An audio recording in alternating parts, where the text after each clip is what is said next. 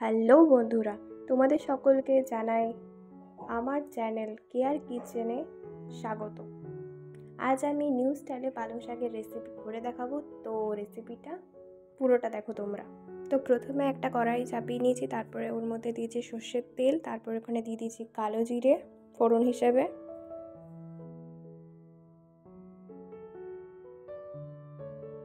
তারপরে দিয়ে দেবো কেটে রাখা সবজি, যেমন শিম, আলু, বেগুন দিয়ে ভালো করে নাড়াচাড়া করে নেব।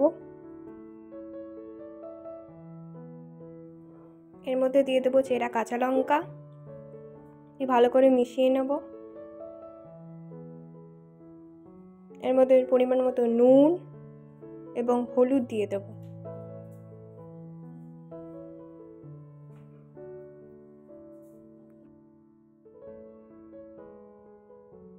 এবং কিছুক্ষণ এটা ঢাকা দিয়ে দেবো।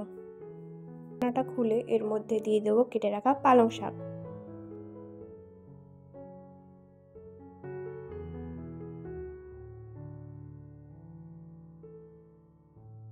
শাকটা দিয়ে ভালো করে নেড়ে চেড়ে নেব।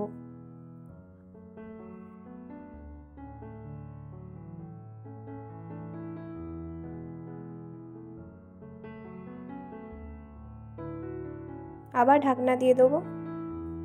শাকটা সিদ্ধ হয়ে গেছে। এখন এর মধ্যে দিয়ে দেবো সামান্য পরিমাণে চিনি, দিয়ে ভালো করে নেড়ে চেড়ে নেবো। দিয়ে রেডি হয়ে গেছে পালং শাকের তরকারি। এবার আমরা একটা জায়গায় সার্ভ করে নেব। এই রেসিপিটা কেমন লাগলো কমেন্ট করে জানাবে এবং অবশ্যই চ্যানেলটি সাবস্ক্রাইব করে নেবে। রান্নাটা ভালো লাগলে লাইক অবশ্যই করে নেবে। দেখা হচ্ছে নেক্সট ভিডিও।